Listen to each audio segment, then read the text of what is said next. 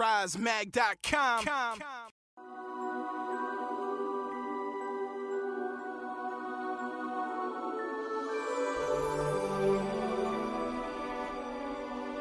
ShinkouCon. So we're at Ramencon 2014 for We Rise Mag, and we're sitting here with this guy. I'm forgetting what his name is. Todd Habercorn. Oh, yeah. yes, of course. Yeah. But for the 4 or 5 people out there that have no idea who you are, want to give us a little bit of an intro of what you've been in? 4 or 5 people that do know who I am. I'm J. Michael Tatum, voice actor and adaptive writer, all-around jerk. That's my job. I'm here to make your life a living hell. That's what this is going to be about.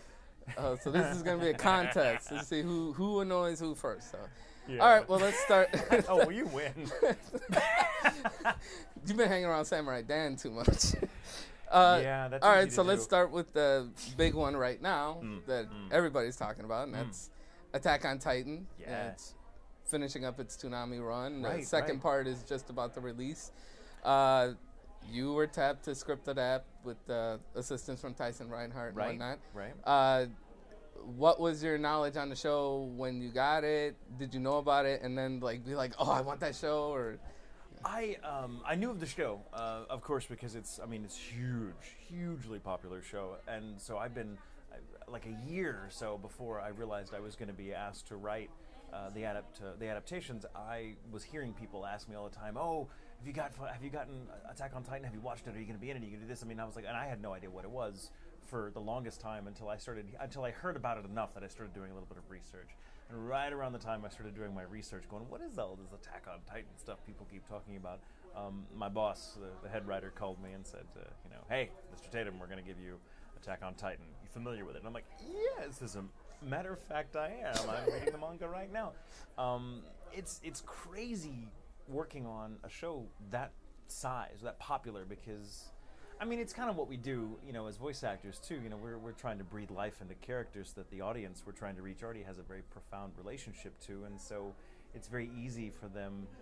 It's often their first instinct is to kind of see you as the homewrecker, the interloper, the one that's going to screw it up, and so the pressure is on to give it your all.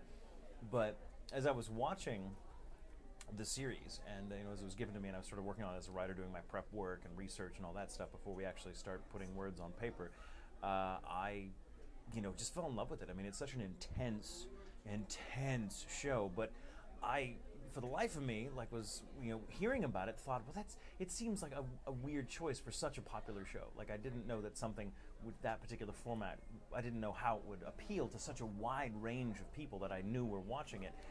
But as I began watching it, diving in myself, I suddenly realized, I'm like, oh yeah, that's why. This is just a damn good show.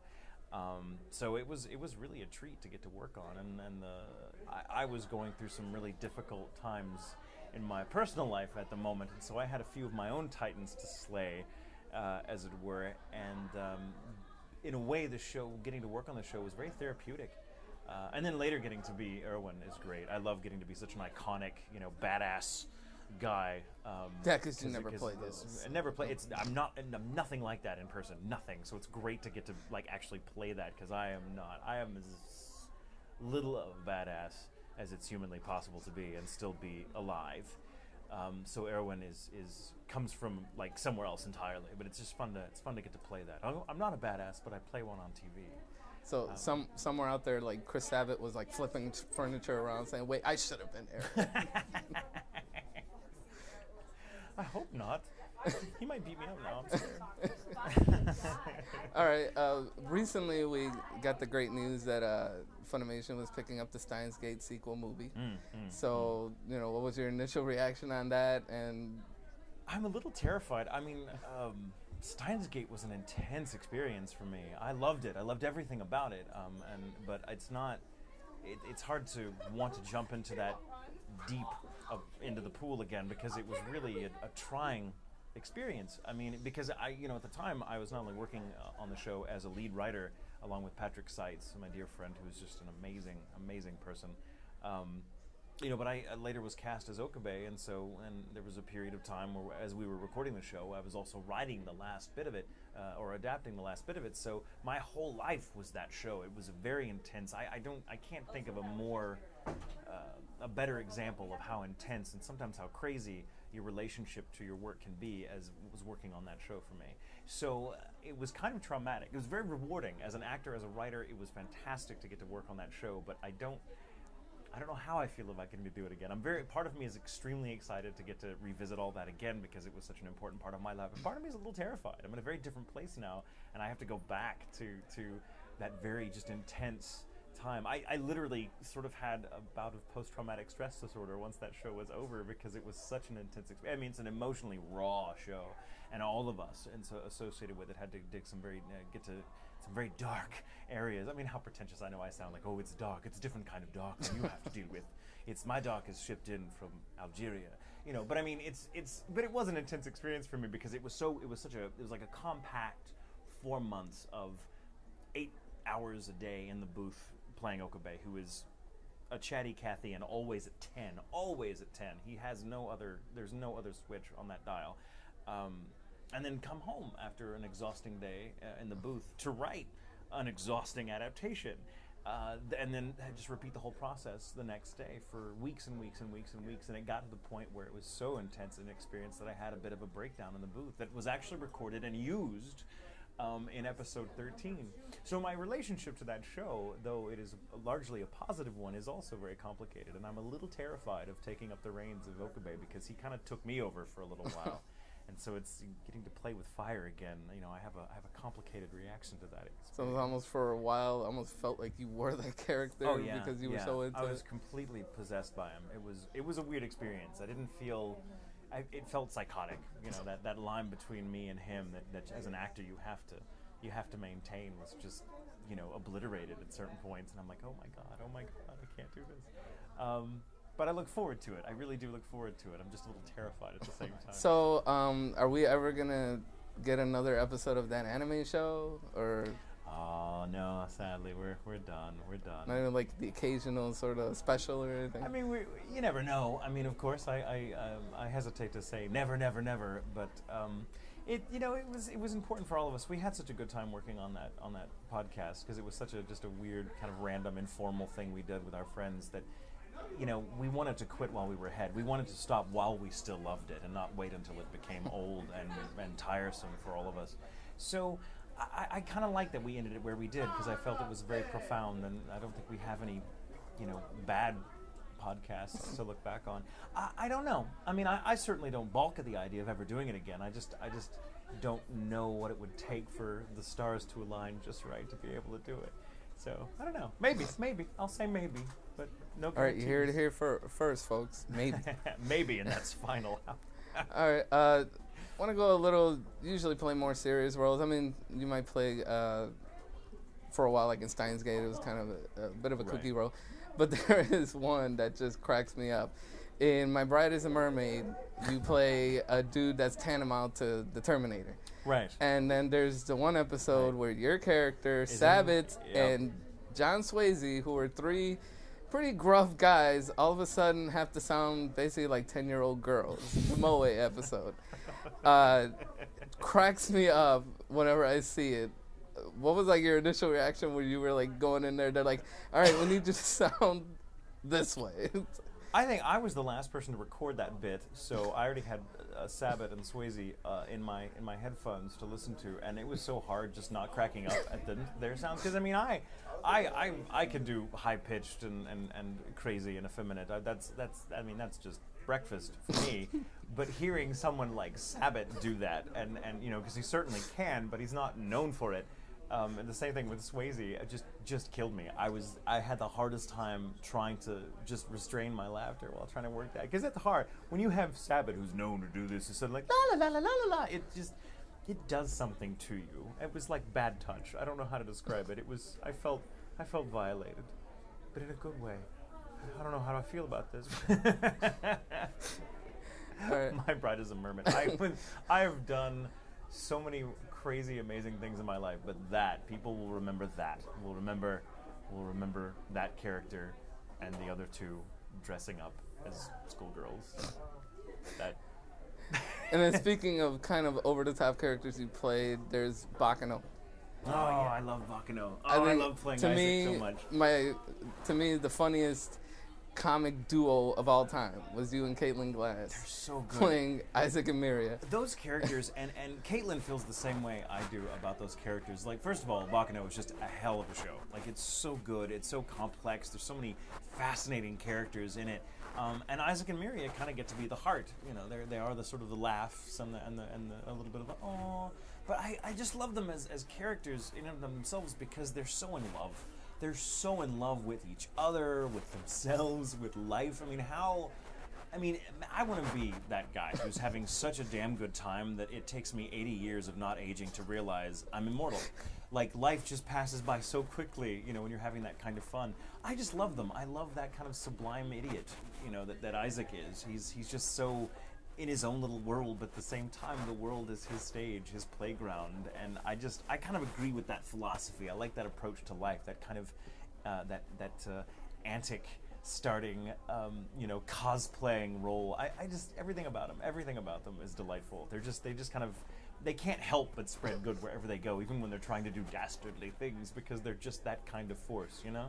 So playing a character like that, I don't know, it brings an exuberance to your own life, that, you know, a little bit of color. It puts you in the kind of champagne mood, because they're just so bubbly and effervescent that it's impossible not to be infected by those characters. They're written so well, and Caitlin and I just kind of got it, and we fell in love with the role, and we just ran with it. It was one of the best experiences I've ever had in the booth. It's just playing Isaac D, and one of my all-time favorites. I want to be him when I grow up, I think. Okay, right now you're as heavily involved as quite a few other people in Space Dandy, which is a completely different process as far as, you know, recording and dubbing and whatnot. Has it been a little more stressful going in the booth and having to, you know, just got to get this done because this is coming out like now? It's really neat, I think. I mean, it's certainly stressful for the behind the scenes team. We actors, we just have to show up and say lines. You know, we have the least difficult job of all of it. I mean, it's sometimes very demanding, but you couldn't pay me enough to be an engineer or the director or producer on something like that because of the restraints you're having to work under. But it's great. I think that kind of narrow focus, that sort of that kind of stress, if you will, causes us all to bring our A game, because it's like, you know, we're under duress, and so we're just able to just get it out there and be amazing. It's great to be part of something that is being released here and in Japan at the same time, so you have this camaraderie with the Japanese cast that we don't often find in other roles, because there's such a span of time between when the Japanese version is released and when the English version gets released.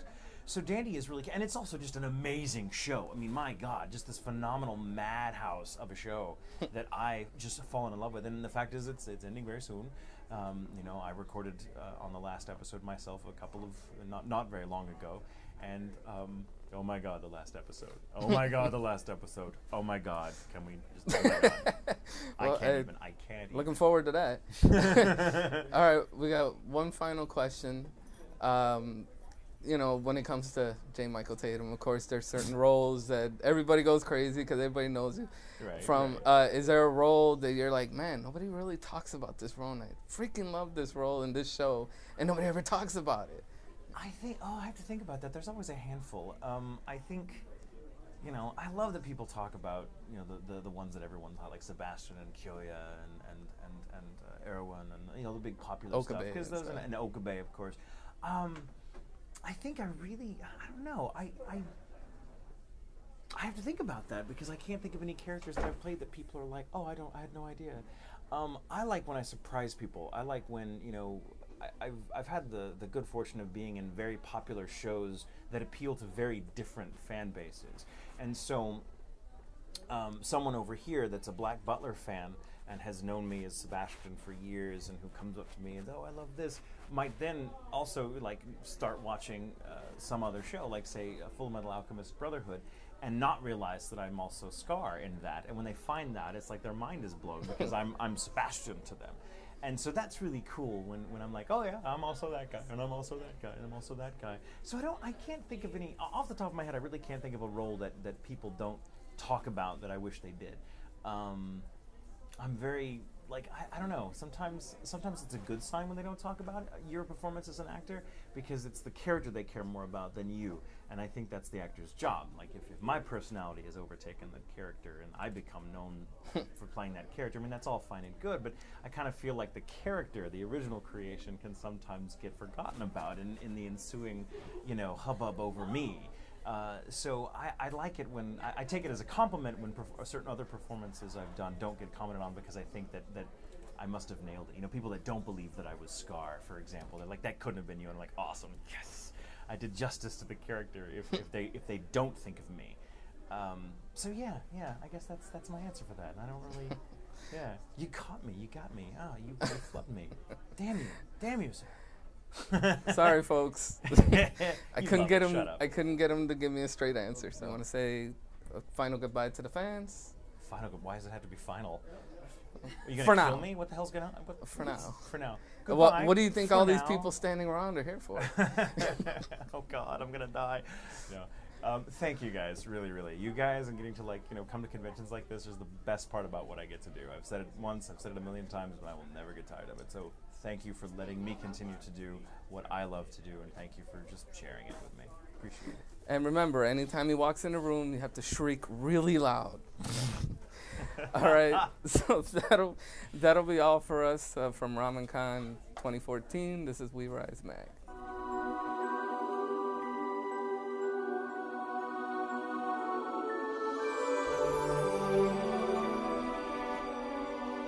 ShinkouCon.